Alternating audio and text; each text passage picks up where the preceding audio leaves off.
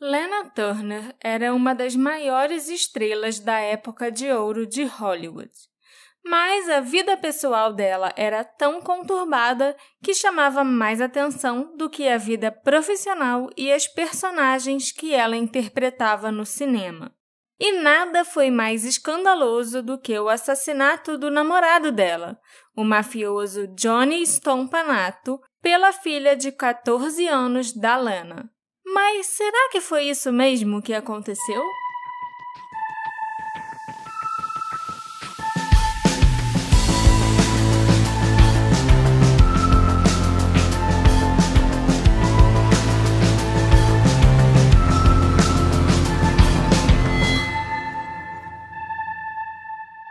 Olá, meus queridos ouvintes! Tudo bem com vocês?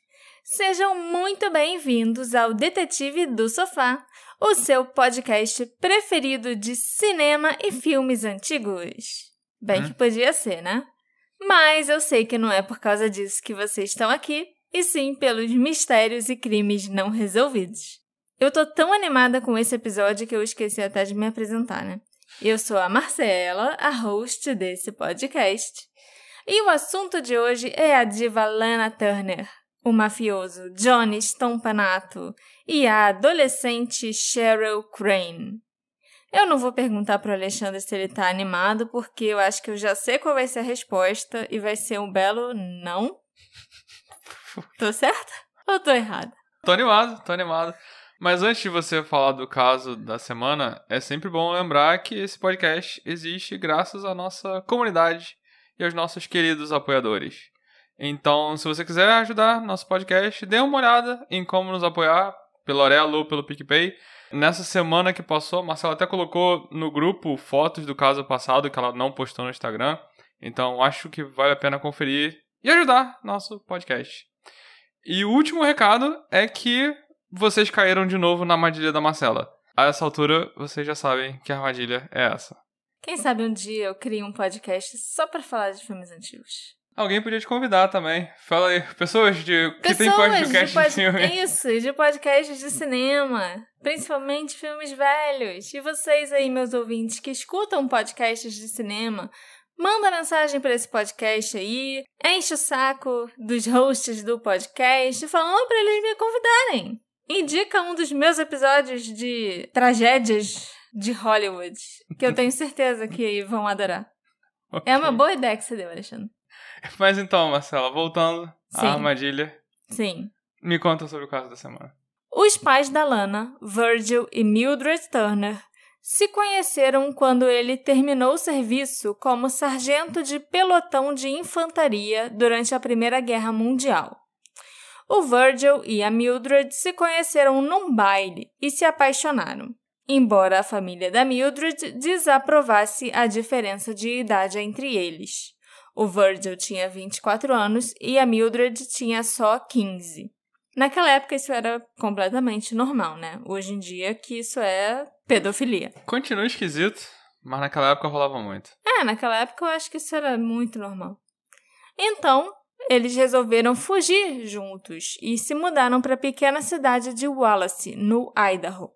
O Virgil trabalhou como mineiro durante a maior parte da vida e também operou brevemente um negócio de lavagem a seco na cidade.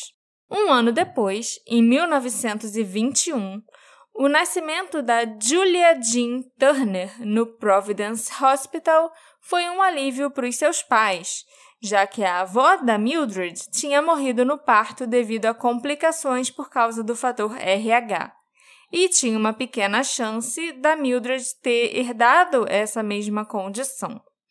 Felizmente, ela foi poupada, embora sua filha, infelizmente, fosse sofrer com essa complicação mais tarde na vida.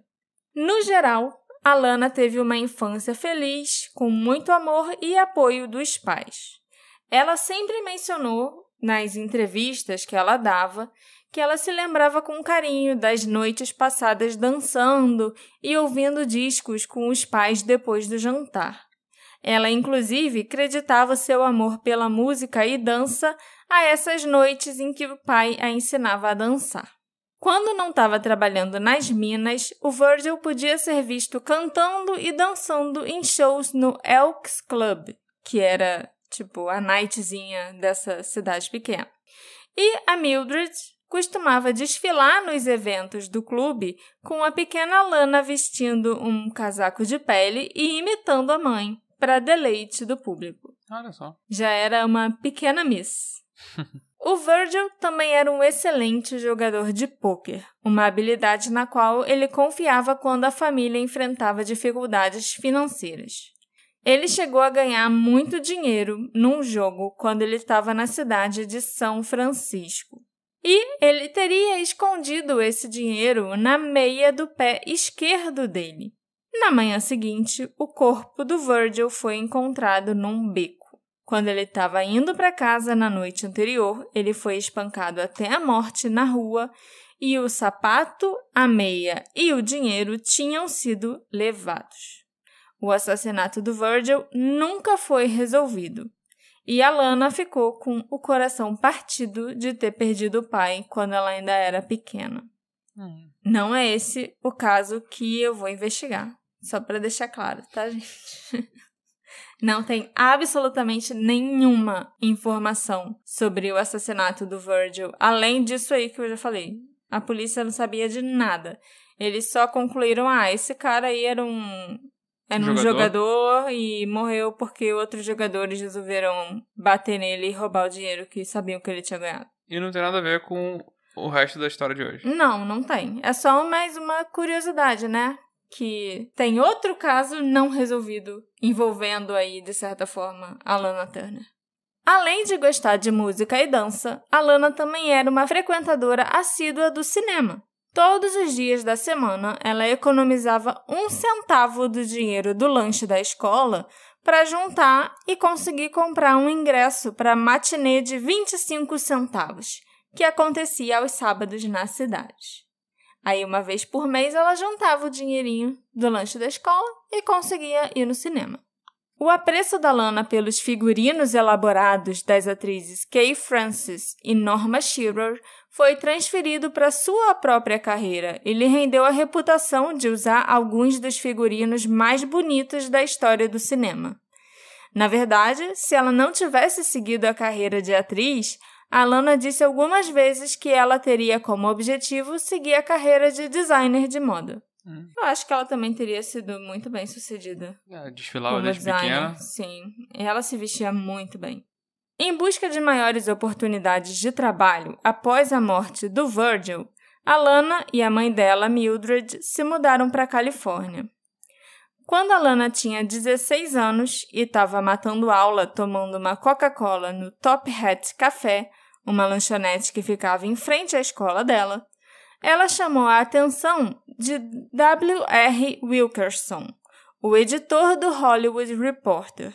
O Wilkerson estava matando a sede ao mesmo tempo em que a Lana matava a aula. E ele achou que ela era muito bonita e decidiu se apresentar para ela. Ele ainda deu para Lana o seu cartão e pediu que ela ligasse para um novo agente de talentos da área chamado Zeppo Marx. Isso, além de uma carta que o Wilkerson escreveu, ajudou a juntar a Lana com o diretor Mervyn LeRoy.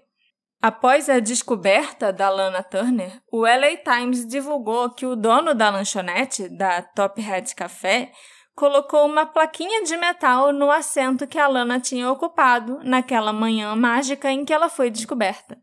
E o Top Hat passou a ficar lotado de garotas ansiosas que frequentavam o lugar, tentando conhecer o homem misterioso que descobriu a Lana Turner.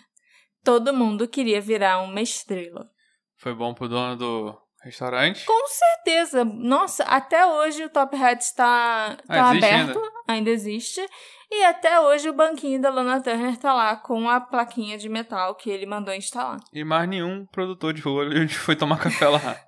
Se foi... Ninguém mais nasceu de lá. Não, se foi, nenhuma das meninas que estavam lá na hora chamou a atenção, porque... Não rolou mais, entendeu? Foi só a Lana mesmo. O Mervyn LeRoy sentiu que o nome verdadeiro dela, Julia Jean, ou o apelido que ela tinha, que era Judy, eram simples demais, né? Tipo, Julia Jean Turner ou Judy Turner não fariam sucesso e nem chamariam tanto a atenção. O Mervyn, então, sugeriu Leonor Turner, mas esse nome não harmonizava nem um pouco com a imagem jovial da garota. Então foi ela mesma quem veio com a sugestão do nome que os fãs de cinema conhecem até hoje, Lana. E Mervyn LeRoy concordou que ela passaria então a ser chamada de Lana Turner daquele dia em diante. E ficou bonito, Lana Turner, né? É meio exótico. Lana é um nome legal. É, pois é. A Lana estreou no cinema com um pequeno papel de uma colegial chamada Mary Clay no filme They Won't Forget, de 1937. No Brasil, infelizmente, esse filme foi lançado com um nome muito brega de Esquecer Nunca. Por que faziam isso com os filmes, né? Faz até hoje. Até hoje, mas acho que naquela época ainda era muito pior. E o papel da Lana era pequeno e até bem fácil de interpretar. E mesmo assim, ela foi imediatamente notada após o lançamento do filme. O Hollywood Reporter escreveu: pouco tempo de tela tem a estudante assassinada, mas interpretada por Lana Turner, ela é digna de mais do que uma nota de passagem. Essa jovem tem uma beleza vívida, personalidade e charme. Após o filme, a Lana se viu marcada como The Sweater Girl, graças ao suéter de lã azul apertadinho que ela usava no filme. Ela não gostava nem um pouco desse apelido, mas ele pegou e ela era muito conhecida no início da carreira como a garota do suéter apertadinho. E em todos os filmes que ela fazia, os diretores machistas queriam que ela aparecesse usando, é claro, um suéter apertado que mostrasse bem as formas do corpo dela. Nessa época o cinema era mudo ou era... Era falado. Okay. Já era falado. Quando o Mervyn LeRoy deixou a Warner Bros. E foi para a MGM, ele levou a Lana com ele. O salário dela dobrou de $50 para $100 por semana. E ela estava em êxtase. A primeira coisa que a Lana fez foi comprar uma casa para ela e a mãe morarem. Lembrando, né, que naquela época você ganhar $100 por semana já era uma fortuna. A partir daí, a fama e o salário da Lana continuaram a aumentar. Depois de um ano na MGM, ele subiu para $250 por semana. E aos 20 anos, a Lana já ganhava $1.500 por semana. Pô, isso já é alto hoje? Sim. Para aquela época, então, devia ser... Isso hoje já dá o quê? Uns 10 mil e pouco, mais ou menos, R$10.500, se a gente for converter. Por semana. Se eu ganhasse isso por mês, eu acho que eu tava feliz. Quer dizer, eu tava feliz, né? Eu não acho que eu tava. Eu com certeza tava. A Lana era definitivamente uma exceção à regra na MGM, porque ao contrário dos outros jovens atores e atrizes em formação, ela não precisava do estúdio para criar uma imagem falsa para ela e para dar aulas de etiqueta e para transformar, né, tipo, o estilo e o figurino e o penteado dela para deixar ela mais atraente. A Lana já tinha sido muito bem educada pela mãe. Ela desfilava desde criança. Então, ela não precisava aprender a como se portar, como se vestir, se arrumar, como falar, até como agir numa festa, numa reunião ou então com a imprensa. A Mildred tinha treinado a filha desde a infância, ensinando como ela deveria se apresentar para realçar o melhor da sua beleza natural e como usar as roupas e o comportamento para esconder qualquer aresta ou vulnerabilidade crua. Na MGM, a Lana foi escalada para um papel coadjuvante no filme O Amor Encontra Andy Hardy, em 1938. Ela roubou a cena no filme e, após assisti-la, o executivo Louis B. Mayer, né, o Mayer de Metro-Goldwyn-Mayer, dono da MGM, e sim, ficou convencido que a Lana podia ser a próxima Jean Harlow. E a Jean, para quem não se lembra, já foi tema de um episódio aqui no Detetive do Sofá, o episódio 86, se eu não me engano. A gente falou da morte do marido dela, o Paul Byrne. Ah, sim. O cara feio. Lembro, o cara feio, lembro. Não faz tanto tempo. Não faz não. Em resposta, o Louis Mayer começou a escalar a Lana para protagonizar filmes mais voltados para os jovens, para fazer com que a figura dela se tornasse bem popular. E deu certo, porque a Lana Turner virou uma pin-up e era a foto dela que quase todos os soldados levaram para a guerra. Quando os Estados Unidos entrou na Segunda Guerra Mundial, a Lana passou um tempo fazendo uma turnê para ajudar o país a vender títulos de guerra. Ela escrevia os próprios discursos que ela fazia nesses eventos e prometia dar um beijo em qualquer homem que comprasse um título no valor de $50 mil ou mais. E todo mundo queria ganhar um beijo da Lana Turner. O estúdio providenciou para que a Lana incluísse a cidade natal dela, Wallace, no Idaho, como uma das paradas dessa turnê de títulos de guerra. E quando a Lana e a mãe chegaram em Wallace, souberam que o prefeito tinha declarado feriado em homenagem a Lana, enquanto várias outras pessoas da cidade afirmavam ter conhecido ela antes de se tornar uma estrela e todo mundo queria tentar encontrar a Lana Turner. Ela também chegou a ir para a Europa fazer uma turnê para levantar a moral dos soldados americanos. E até a Eva Braun, a amante do Hitler, ela era amante, né? Ela não era esposa do Hitler. Isso é algo que eu já soube e esqueci para esse momento específico. É a que morreu junto lá com ele, no bunker. Sim. Ela também era fã da Lana Turner. E ela ainda escreveu cartas para Lana explicando que, se os nazistas vencessem, ela pediria ao Führer para poupar a sua vida, porque os filmes da Lana significavam muito para ela. Novas negociações de contrato com a MGM em 1945, após o fim da Segunda Guerra, renderam a Lana $4 mil por semana. Além disso, o estúdio conseguiu os direitos de um dos livros mais famosos da época, chamado The Postman Always Rings Twice, do James M. Cain. Em português, o título desse livro e do filme também é O Destino Bate à Sua Porta. Sempre sendo brega, né? Eu vi esse filme? Pra variar. Eu tenho quase certeza que você viu, mas aí quando você estava me perguntando sobre a história dele, eu te contei e você falou que não tinha visto. É, e quando eu pergunto... Aí eu não sei. Só pra vocês entenderem, quando eu pergunto pra Marcela se eu vi esse filme, não é porque eu sou gagá, não.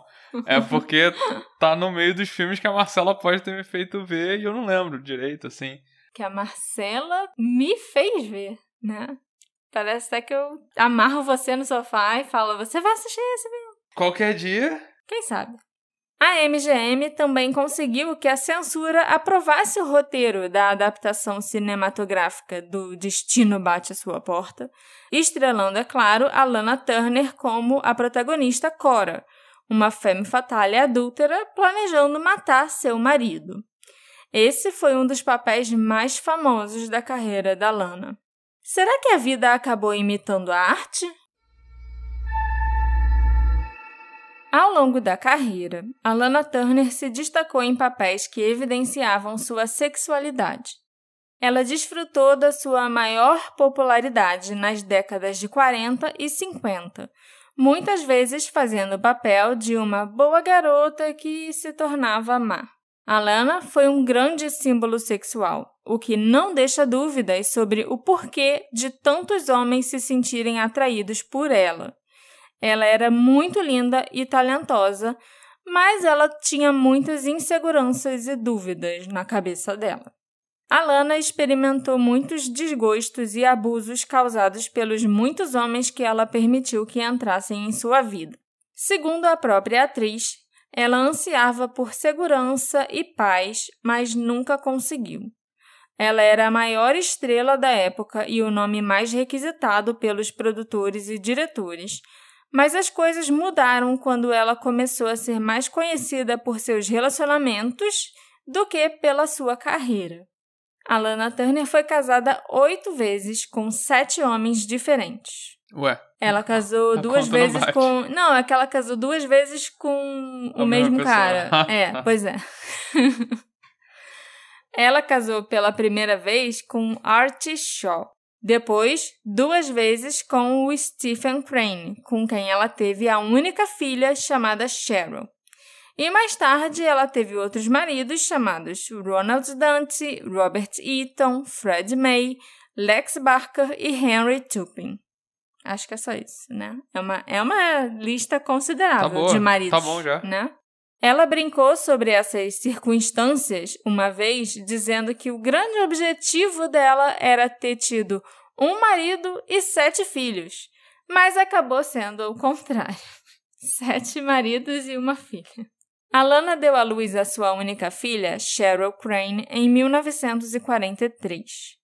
O tipo sanguíneo raro da atriz, na verdade, né, o fator RH, negativo, né? Da Lana, dificultou a gravidez para ela, resultando em complicações potencialmente fatais. Depois que ela teve a Cheryl, ela até chegou a engravidar 2 outras vezes, mas essas gestações não foram adiante.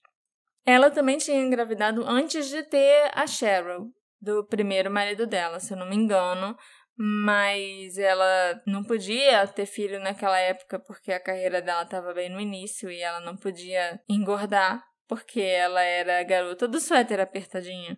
Então o estúdio fez ela abortar, acho que a primeira, talvez até 2 gestações que ela teve, entendeu? Ok. Isso infelizmente era muito normal naquela época.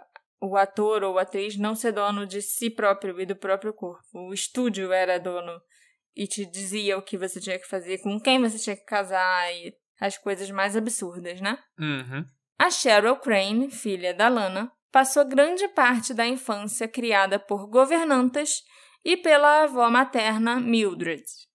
Desde os primeiros anos de vida, a tímida e despretensiosa Cheryl foi objeto de atenção da mídia. Filha única da mega estrela Lana Turner, que adorava posar para fotos com a filha mostrando como ela era uma mãe glamurosa, mas muito carinhosa, a Cheryl estudou nas melhores escolas particulares de Los Angeles e vivia rodeada por outras mega estrelas, os amigos da mãe dela. A pequena Cheryl se sentia completamente encantada pela mãe, mas ela sempre tinha que manter uma certa distância. Distância até física, né, que eu tô falando, porque ela não podia tocar na Lana quando a mãe estivesse arrumada, para não estragar a maquiagem, o penteado ou amassar as roupas dela. Eita. Apesar dessa distância e do tempo que a Lana passava cuidando da carreira, a Cheryl era muito dedicada e louca pela mãe.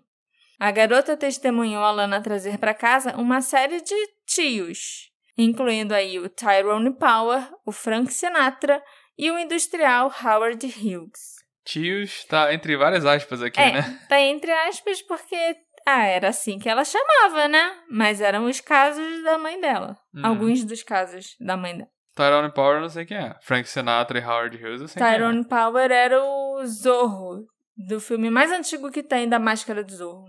O filme mais antigo que tem sobre a Máscara do Zorro que eu vi era um que o Zorro usava um chicote e era o primo gay dele que ficava no lugar. Era um filme muito bom. Não. Ah, não, acho que é esse que você tá falando. Não é esse que eu tô falando. É um muito, muito antigo. Em 53, a Lana se casou com Lex Barker, um ator conhecido por interpretar o Tarzan numa série de filmes. Com certeza você também não viu esses filmes muito antigos do Tarzan. Não, com certeza não. Esse foi o 4º casamento da atriz e a Cheryl foi até a daminha do casamento.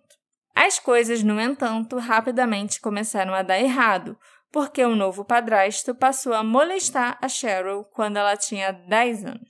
Caraca. A primeira vez em que o Lex Barker se expôs a Cheryl foi quando ele estava tomando conta dela numa sauna. Pouco tempo depois disso, ele começou a entrar no quarto da Cheryl à noite para agredi-la sexualmente. Em certa ocasião, o abuso foi tão brutal que um médico foi chamado e a menina precisou até levar pontos. A única vez que a Cheryl tentou resistir ao ataque do Lex, quando ela tinha 12 anos, ele quase a sufocou. A Lana não tinha conhecimento das ações do marido. Depois de 3 anos sofrendo calada, a Cheryl confidenciou à avó Mildred o que estava acontecendo com ela. E a Mildred imediatamente contou para Lana sobre o abuso sexual. E a Lana ficou tão puta quando descobriu isso que ela pegou uma arma e apontou para a cabeça do Lex Barker. E realmente considerou matá-lo ali na hora. Resolver a situação. Mais um potencial crime que podia estar envolvendo a Lana Turner, olha só. Mas ela achou que ele não valia os anos de prisão que ela teria que enfrentar. Não valia a pena matar aquele cara e acabar sofrendo tantas consequências e ainda deixar a filha dela sem mãe. Em vez disso, a Lana se divorciou dele e manteve a razão dessa separação em segredo, bem longe da imprensa. Ela até queria fazer um escândalo, mas os estúdios não permitiram. Ele era o Lex Barker, ele era o Tarzan, uma das primeiras franquias de filmes que existiram e tal. E por que a gente sabe disso hoje? Quem contou? Porque a Cheryl contou quando ela escreveu uma autobiografia em 88. E a Lana Turner, se eu não me engano, também fala disso na biografia que ela lançou em 94.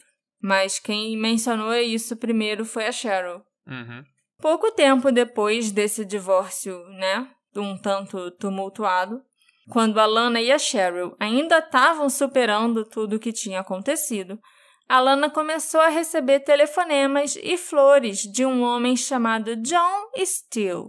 Os presentes românticos e as surpresas também românticas do tal de John Steele, aos poucos acabaram conquistando a Lana.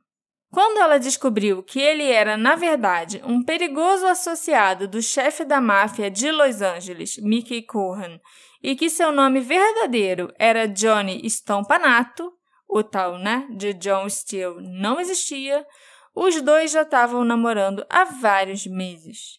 Ele já tinha, inclusive, sido apresentado a Cheryl. Finalmente chegamos na pessoa no Johnny Stompanato. Que vai morrer. Isso. A Lana relutantemente permitiu que o Johnny Stompanato continuasse em sua vida, e a Cheryl logo passou a vê-lo como um bom amigo. Ele deu um cavalo de presente para ela. Ele arrumou um emprego de meio período para a agora adolescente de 14 anos em uma das suas empresas de fachada e agia como seu confidente. Tudo isso enquanto tomava o cuidado de evitar dar a impressão de qualquer comportamento inadequado. Enquanto a Cheryl estava cada vez mais animada e apegada ao Johnny, a Lana estava ficando mais preocupada e amedrontada naquela relação. Ela ainda era um símbolo sexual que atraía olhares dos principais homens em Hollywood. E o Johnny ia ficando mais ciumento e mais possessivo a cada dia que passava. Ele passou a abusar física e psicologicamente da Lana e dizia que ela nunca conseguiria se separar dele. Em dezembro de 1957, a Lana lançou seu filme de maior sucesso de público e crítica até então, Peyton Place. Em português, esse filme ganhou o título de A Caldeira do Diabo. Porra! Pois é. Nesse filme, a Lana interpretou uma personagem que tinha muitas semelhanças com a própria atriz. Ambas tinham passados românticos turbulentos e imprudentes, ambas eram divorciadas e ambas tinham filhas que foram abusadas sexualmente pelo padrasto. Não é à toa que a interpretação dela foi tão boa e rendeu a única indicação ao Oscar da carreira dela. Mas nessa época ninguém sabia que a filha tinha sido abusada. Não. Hoje em dia a gente sabe e a gente enxerga esses paralelos. E então a gente percebe que, como... A atuação veio dali. A atuação, veio ali do que ela e a Cheryl tinham sofrido na vida real. A Lana descobriu que tinha sido indicada a melhor atriz no Oscar de 58 quando ela estava de férias no México com o Johnny Stompanato. No México, o já abusivo Stompanato começou a ameaçar a Lana com uma arma quase diariamente. Às vezes, ele também dizia que podia mandar matar a mãe e a filha dela, e que ele se mataria se a Lana conseguisse deixá-lo. Eles voltaram para Los Angeles e o Johnny não ficou nada feliz quando a Lana disse que não o levaria na cerimônia do Oscar. Ela tinha decidido que ia levar a Cheryl. Ele acabou aceitando porque, ela ia levar a filha. Então, ele brigou, chorou, esperneou e falou que ia se matar e não sei mais o quê. Mas, no fim das contas, ele teve que aceitar. A Lana não foi a vencedora do Oscar naquele ano, mas ela e a Cheryl tiveram uma noite incrível juntas. Uma semana depois do Oscar, a Lana e a Cheryl se mudaram para uma nova casa em Beverly Hills. Claro que o Johnny ainda estava por perto, rondando a Lana. A essa altura, a Lana já tinha tentado terminar com ele algumas vezes, mas ele não a deixava em paz. Em 4 de abril de 58, a Cheryl estava no quarto, fazendo a lição de casa, quando ouviu a Lana e o Johnny discutindo. Ele tinha conseguido descobrir onde era a casa nova delas, tinha forçado a entrada e estava xingando a Lana de puta maldita e dizendo que ela não se livraria dele tão fácil. Ele, então, começou a ameaçar cortar e mutilar a Lana. Quando ela se mudou pra casa nova, ela não falou nada. Não foi com ele.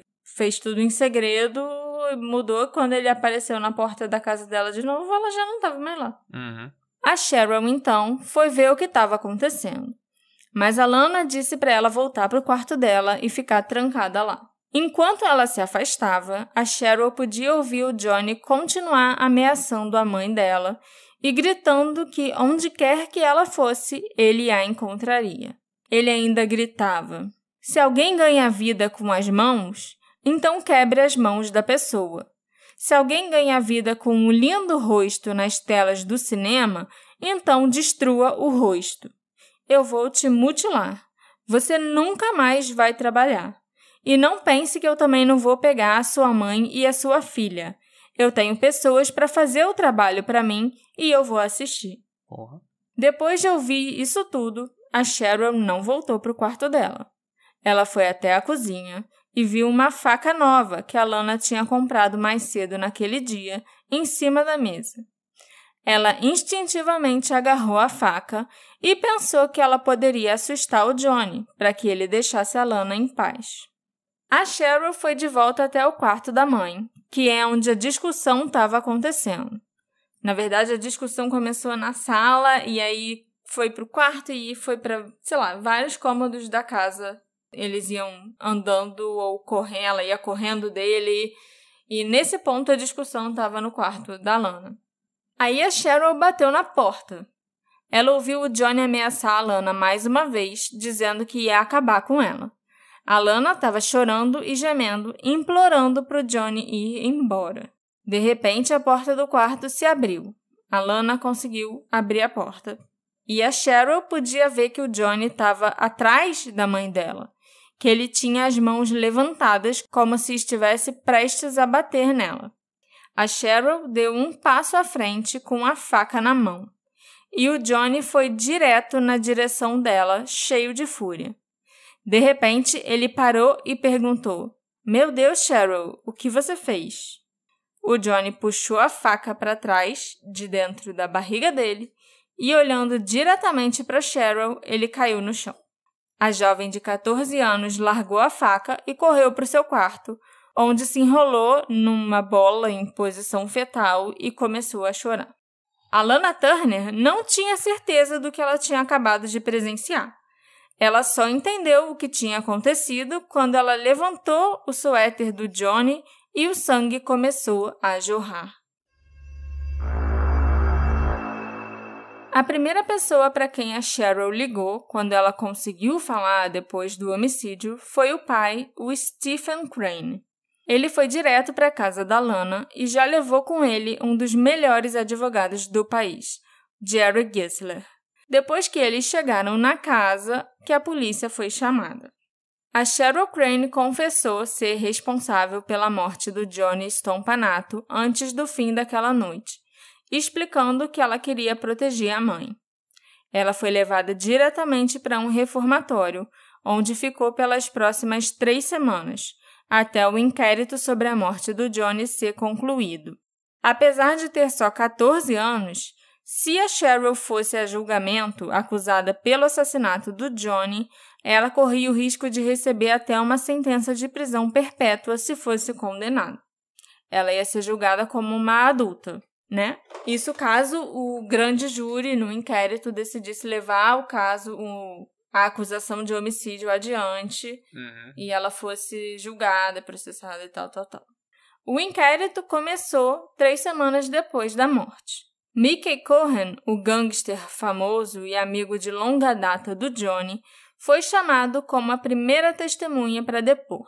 Mas ele se recusou a prestar depoimento, porque ele temia que usassem o que ele dissesse para prendê-lo ou associá-lo ao homicídio. Por isso que ele era o chefe da máfia de Los Angeles. O cara era esperto. Não queria falar absolutamente... O Mickey era o chefe. E o Johnny trabalhava para ele. Então ele não queria abrir a boca de jeito nenhum na frente da polícia, com medo que usassem qualquer coisa que ele dissesse contra ele. Tá certo. Mas ali era um depoimento do caso do assassinato do amigo dele. O Mickey também se recusou a identificar o corpo do Johnny Stompanato nas fotografias que foram mostradas para ele no inquérito. Nem identificar o corpo do amigo ele quis fazer. A segunda testemunha chamada para depor foi o chefe de polícia de Beverly Hills, Clinton Anderson. Ele testemunhou que ele estava satisfeito com a confissão da Cheryl Crane sobre o assassinato. O Joseph B. Payne, um policial de Beverly Hills que foi despachado para a residência na noite do assassinato, também testemunhou. Ele fez um relato de tudo o que aconteceu depois que ele chegou na casa da Lana Turner na noite em questão.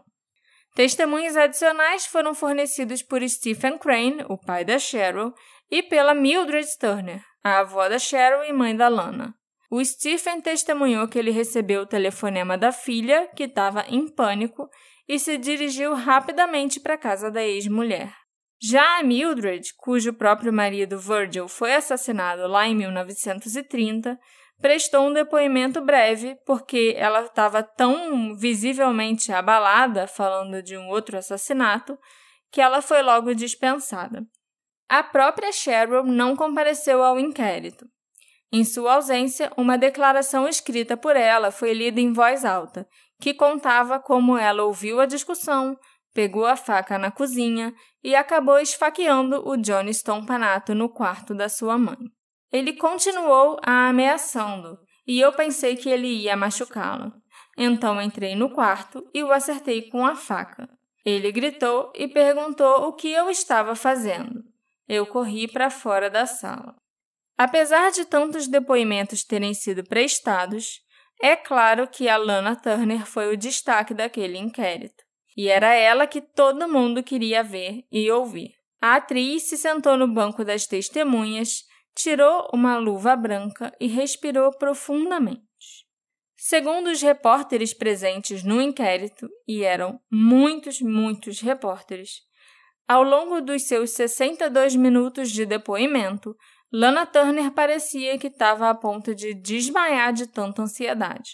Ela descreveu os momentos finais da vida do Johnny Stompanato e os ruídos horríveis que vinham da garganta dele quando ele tentava falar alguma coisa. A Lana revelou que o Johnny era capaz de comportamentos violentos e o descreveu como hiperpossessivo. Em certa ocasião, ele chegou a drogá-la e tirar fotos dela nua quando ela estava inconsciente para chantageá-la posteriormente. Caraca. A Lana continuou a descrever a noite do incidente, explicando que ela não conseguiu impedir que aquilo acontecesse. Eu juro que foi tão rápido. Eu sinceramente pensei que ela tinha só acertado um soco no estômago dele. O melhor que consigo lembrar é que eles colidiram e se afastaram. Eu nem cheguei a ver a lâmina. Após 4 horas de depoimentos e aproximadamente 25 minutos de deliberação, o grande júri considerou o assassinato do Johnny Stompanato um homicídio justificável e exonerou a Cheryl Crane. Eu achei curioso isso, né? Um homicídio justificável. Não foi nem tipo, foi legítima defesa. Não, porque ela, a Cheryl mesmo, não estava sendo ameaçada ali, né? Ela não estava correndo perigo ali. Ela foi defender a mãe. E a história, eu entendi que na história oficial, pelo menos, o cara correu pra faca. Sim! Então, em teoria, não teve intenção de matar e nem foi sem querer, porque convenceram todo mundo que o cara correu em direção à faca. Sim, então é um homicídio justificável. É estranho. A Cheryl permaneceu sob custódia temporária do tribunal até o dia 24 de abril, quando foi realizada uma audiência no Tribunal Juvenil, durante a qual o juiz Allen Lynch determinou que o Stephen e a Lana não eram bons pais e não davam a supervisão que uma adolescente precisava, né? Que seria o adequado para uma adolescente receber. Por isso, a avó Mildred passaria a ser a responsável pela Cheryl. O inquérito do legista foi fechado ao público. Ele está selado desde então. Tudo que a gente sabe hoje em dia sobre esse inquérito é através da imprensa da época, né? A Cheryl foi finalmente liberada aos cuidados da avó e recebeu ordens para visitar regularmente um psiquiatra ao lado de seus pais. Depois que a Cheryl foi liberada, a família nunca mais falou sobre o assassinato. A Cheryl acabou se rebelando enquanto morava com a avó. Ela vivia fugindo de casa, indo para festas e boates e passando a noite toda fora. Em uma dessas ocasiões, ela chegou a ser presa e foi enviada para um reformatório novamente. Lembrando que ela tinha só 15 anos nessa época. Enquanto ela ainda era adolescente, a Cheryl tentou cometer suicídio e foi internada num hospital psiquiátrico. Ela foi liberada antes do aniversário de 18 anos, apenas para começar a abusar de drogas e novamente tentar se matar. Essa segunda tentativa de suicídio fez com que ela percebesse que ela queria viver. Ela pediu ajuda para os pais, fez tratamentos com psiquiatras e passou a trabalhar com o pai num restaurante que ele tinha. Os anos se passaram e a Cheryl, através de muita luta, tentativa e erro, encontrou o seu caminho. Ela foi para a Universidade de Cornell e ela estudou administração para ajudar nos negócios de seu pai. Ah, coitada. A Cheryl trabalhou para o pai por 15 anos e, nesse meio tempo, numa festa na casa do Marlon Brando, ela conheceu o amor da vida dela, uma modelo chamada Joyce Leroy. E foi com a Joyce que a Cheryl se sentiu em paz e encontrou uma vida de gratidão e sucesso. Ela acabou conseguindo lidar com a vida à sombra da mãe e com aquela terrível noite da morte do Johnny Stompanato. A Cheryl passou décadas sem falar publicamente sobre o assassinato. No entanto, em 88, ela decidiu lançar uma autobiografia chamada Detour. Detour é desvio, né? Em português. Para dar o seu lado da história e discutir a sua vida como a filha da Lana Turner. No livro, a Cheryl contou que o Johnny Stompanato estava abusando sexualmente dela, assim como o padrasto Lex Barker já tinha feito alguns anos antes.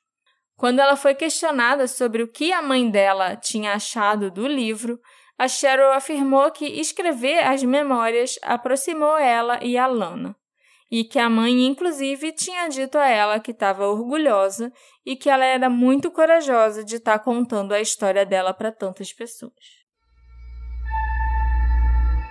Vocês devem estar pensando que eu resolvi enganar todo mundo e fazer um episódio de um caso que foi resolvido só para poder falar dos meus filmes velhos e da Lana Turner. Mas não é bem assim. O assassinato do Johnny Stompanato gera muita controvérsia até hoje. De acordo com um historiador de cinema chamado Don Porter, existem muitas evidências que apontam que a Lana Turner pode ter sido a verdadeira assassina do Johnny, e não a filha dela, Cheryl Crane.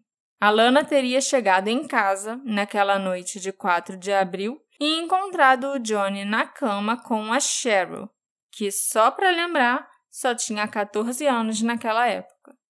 Em 2017, o Don Porter lançou um livro chamado Lana Turner, Hearts and Diamonds Take All. Em português, acho que seria algo como Corações e Diamantes Ganham Tudo, Levam Tudo. E para escrever esse livro, o Don diz que ele entrevistou algumas figuras-chave do caso do assassinato do Johnny, incluindo aí o detetive Fred Otash, que trabalhava para a polícia de Los Angeles, e o advogado Jerry Gisler, que foi o primeiro a chegar na cena do crime junto com o Stephen Crane. O Fred Otas não era nenhum policial exemplar, muito pelo contrário. Ele era conhecido por trabalhar para os grandes estúdios de Hollywood e fazer serviços sujos para as grandes estrelas. Se você precisava de alguém para alterar uma cena de crime, para te livrar de alguma confusão, ou até para marcar um aborto ilegal para as grandes atrizes, o Fred era o cara. Ele também trabalhava como um investigador particular e soltava algumas fofocas, sabe? Vendia umas informações para a revista Confidential, que era um tabloidezinho que falava sobre as estrelas e tal. Depois que o Fred morreu, em 92, foram encontradas caixas cheias de fitas na casa dele, com gravações e arquivos de casos que ele trabalhou. Entre essas fitas, entre essas gravações, havia uma da Marilyn Monroe transando com o John Kennedy. Caraca. Uma outra que era do Rock Hudson confessando que era gay. E da Judy Garland dizendo onde ela guardava as suas pílulas e drogas. A influência do Fred era absurda, principalmente nos anos 50, quando ele largou de vez a carreira de policial e ficou atuando só como autônomo. Já o Jerry Gisler era o advogado das estrelas, que nunca perdia uma causa e cobrava basicamente $1.000 por hora. Hoje em dia, a gente sabe que era exatamente a parceria do Jerry com o Fred Otas que garantia que ele não perdia caso nenhum, nem que ele tivesse que forjar evidências para isso. E o que isso tem a ver com a morte do Johnny, Marcela? É isso que você ia perguntar agora, Alexandre? Sim, era sim. Obrigada. Antes de morrer, em 92, o Fred, que já tinha escrito um livro bem bombástico com as memórias dele anos antes... Fred é o policial, ex-policial, fixer. Né? Isso. Ele deu uma entrevista para o John Porter, né? Os dois sentaram para conversar em várias sessões assim, de entrevistas, onde ele supostamente admitiu ter reorganizado a cena do crime com o advogado, o Jerry Gisler. Ele também teria dito que o Jerry foi quem sugeriu que a Lana deixasse a Cheryl assumir a culpa, porque, como menor, era muito improvável que ela enfrentasse um julgamento. O Fred Otas lembrou também que recebeu o pedido desesperado de ajuda do próprio Jerry Gisler. Jerry me contou o que tinha acontecido. Ele disse, vem aqui, o estompanato tá na cama da Lana. Parece que um porco foi abatido. Caraca, deve ter sangrado pra caramba. Pelo que o Fred entendeu após chegar na casa, a Lana encontrou o Johnny na cama com a Cheryl. Ambos estavam em um sono pós-coito. A Lana confessou ao Jerry que tinha comprado a faca no dia anterior para se proteger do Johnny, que a estava ameaçando. Então, quando ela presumiu que ele tinha abusado da filha dela, ela pegou a faca numa gaveta da mesa de cabeceira e a enfiou no estômago dele. As histórias, então, teriam sido ensaiadas, e quando o chefe da polícia, o Clinton Anderson, chegou, a Cheryl estava chorando e dizendo que ela não queria matá-lo. O Fred teria descartado os lençóis ensanguentados, limpado as impressões digitais da Lana Turner da arma do crime e movido o cadáver para o chão, enquanto a Lana chorava. Ele ainda disse que ela gritava histericamente, "Minha carreira! O que vai acontecer com a minha carreira?"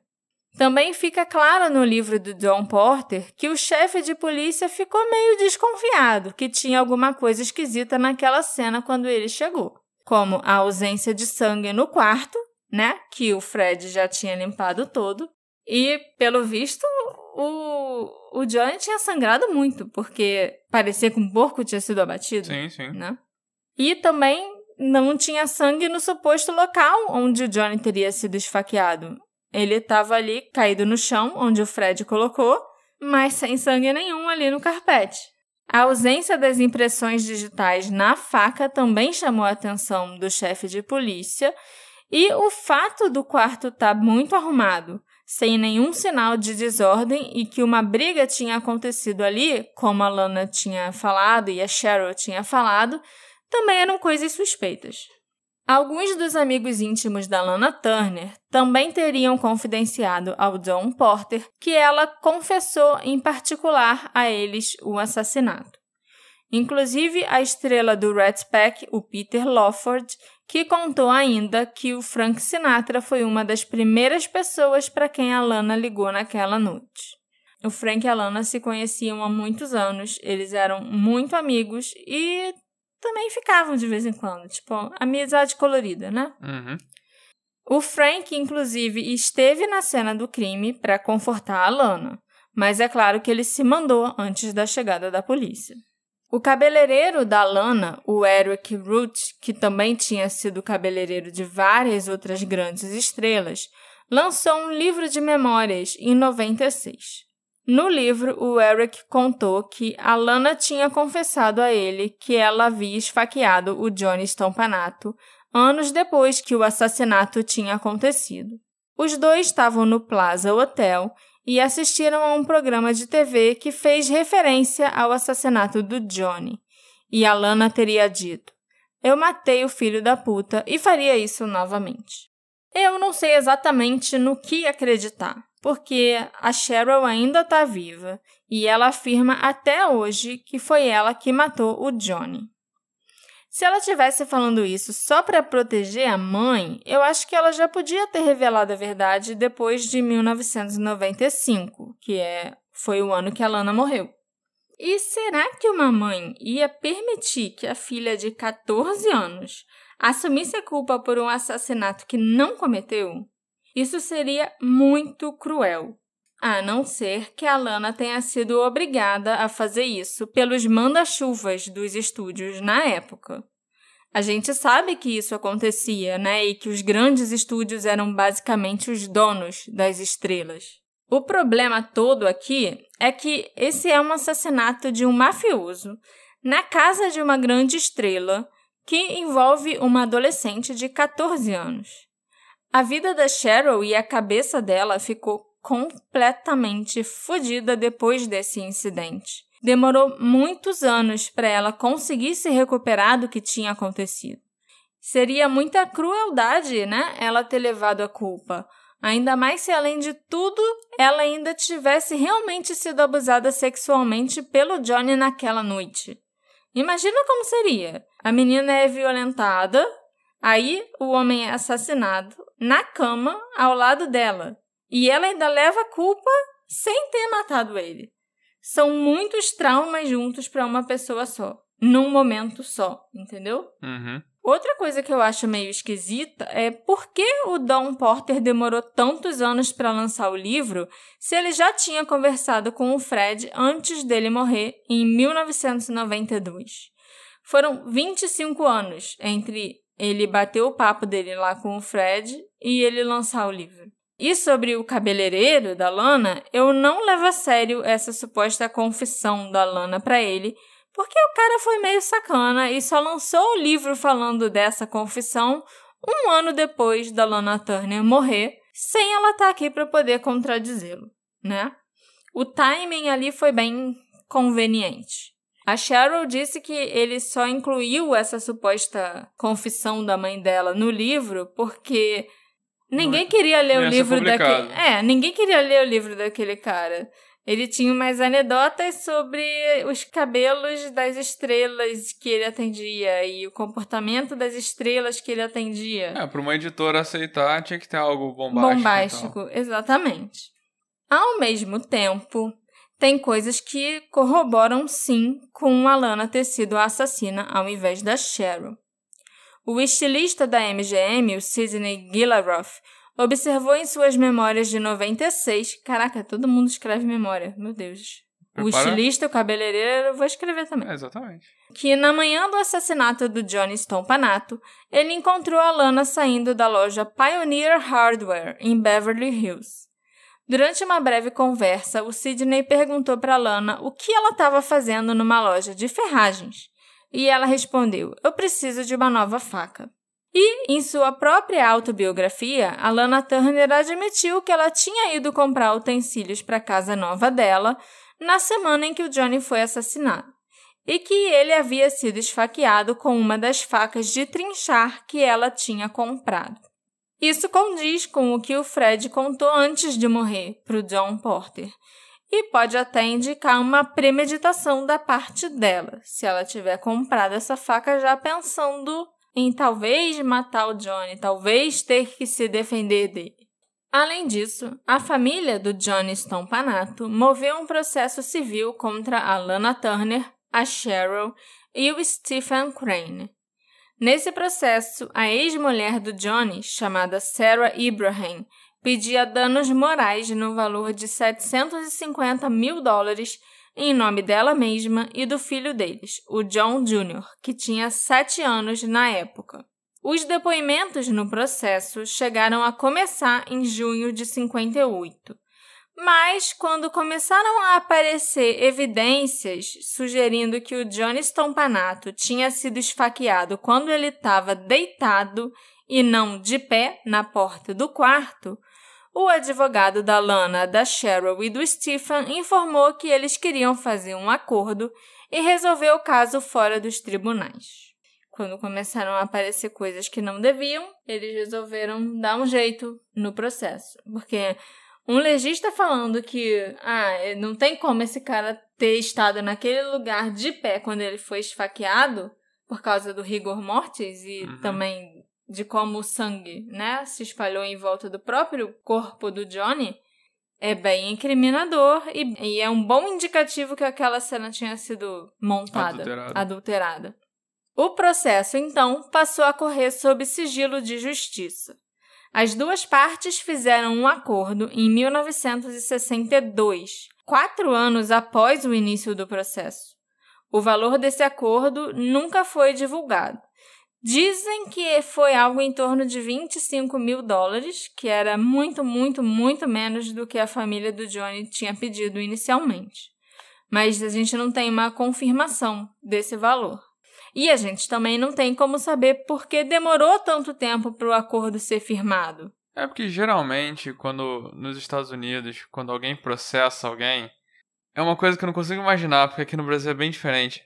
Você geralmente vai processar alguém grande, você não costuma ter dinheiro para bancar o processo até o final. Custa com advogado, com taxas judiciárias e coisa e tal. Então, um processo longo quase sempre favorece quem tem mais dinheiro. E aí a pessoa tem vantagem para forçar um acordo, porque a pessoa simplesmente não tem mais como pagar, às vezes, o próprio advogado, e o processo vai ser largado porque não vai ter advogado, a pessoa não vai ter dinheiro para pagar advogado. E aí isso sempre acontece, tipo, forçam um acordo, e dessa vez, por ter sido um valor tão baixo, eu entendo que foi por causa desses 4 anos. Sim. Entendeu? Porque chega uma hora que a pessoa não tem mais como bancar. Mas é estranho, porque logo que começou o processo, foram os próprios Turner, né, e Crane, a Lana e o Stephen, que resolveram falar, não, peraí, vamos fazer um acordo. Entendeu? Sim, mas é o que eu falei, você falou que foi 4 anos depois. 4 anos. Então, 4 anos de conta de advogado. Mas se eles queriam fazer um acordo, por que isso tudo não acabou mais rápido? Já que partiu dos mais ricos, né? Vamos fazer um acordo aqui. Por que não fazer um acordo logo ali naquele ano mesmo e encerrar o processo?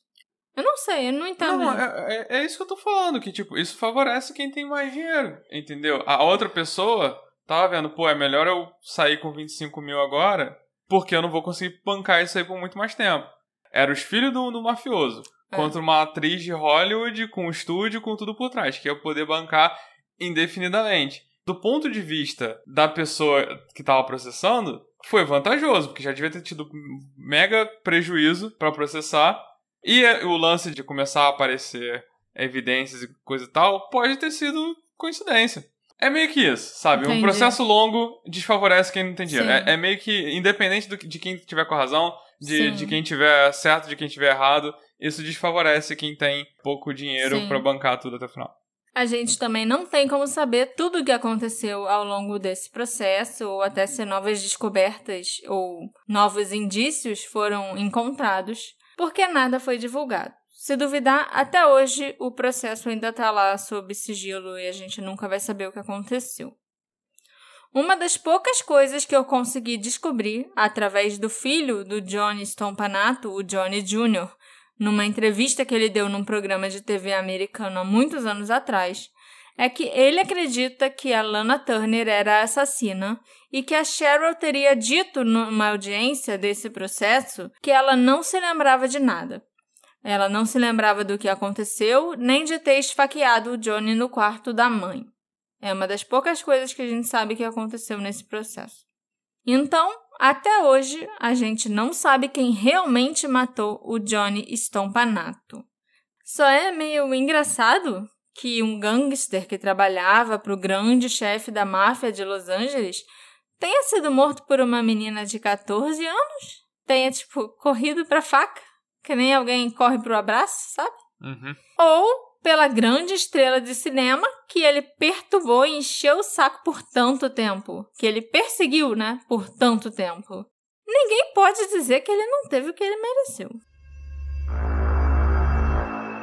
Eu já falei para vocês o que aconteceu com a Cheryl e as repercussões que o assassinato teve na vida dela, mas eu ainda não falei o que isso tudo fez com a Lana Turner. A Lana ficou com uma dívida enorme depois que o inquérito foi encerrado. As contas legais da Cheryl custaram em média $1.000 por dia. Isso do bolso dela, porque o estúdio também estava pagando uma parte. E naquela época, isso era muito dinheiro, como eu já falei antes. A Lana, então, ainda ficou devendo dinheiro à MGM.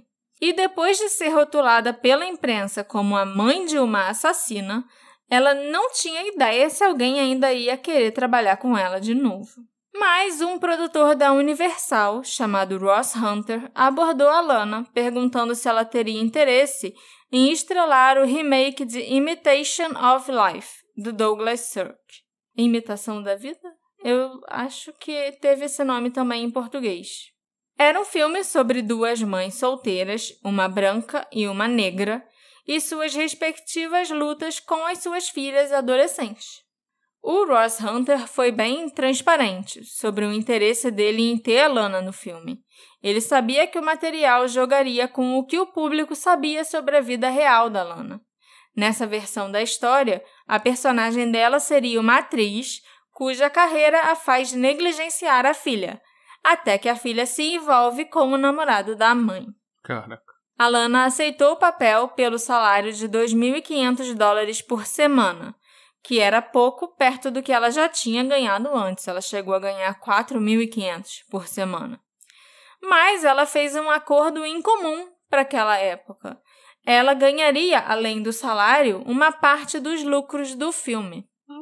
Todo mundo aceitou fazer esse acordo porque acharam que o filme não ia ser lá grande coisa, não ia ter lá uma grande bilheteria, porque a Lana estava com uma reputação bem ruim.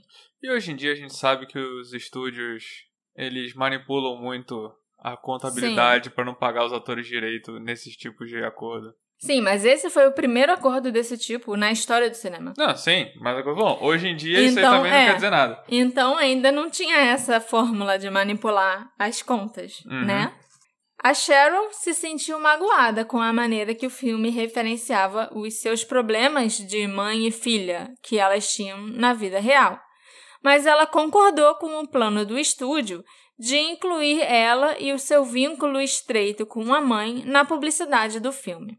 Imitation of Life se tornou um grande sucesso, resgatando uma Universal em dificuldades e rendendo a Lana Turner nada menos do que $5 milhões no primeiro ano de lançamento. Deu a volta por cima. Cara, $5 milhões naquela época seria o equivalente a uns $40 milhões hoje em dia. 50, talvez, milhões de dólares hoje em dia. Depois que a Lana completou 50 anos, ela notou que a oferta de papéis para ela no cinema estava diminuindo bastante. Ela já não era mais a femme fatale jovem e sexy, como ela ficou famosa. Garota do suéter e tal. Então, ela passou os próximos anos se dedicando ao teatro. Em 1981, a National Film Society presenteou a Lana com o prêmio Artistry in Cinema.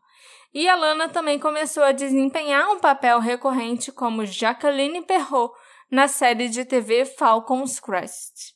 Ela foi a primeira grande atriz de cinema também a fazer essa migração, a tentar trabalhar em diversos tipos de mídias diferentes. Ela fez TV, ela fez cinema, ela fez teatro, ela fez até programa de rádio por um tempo.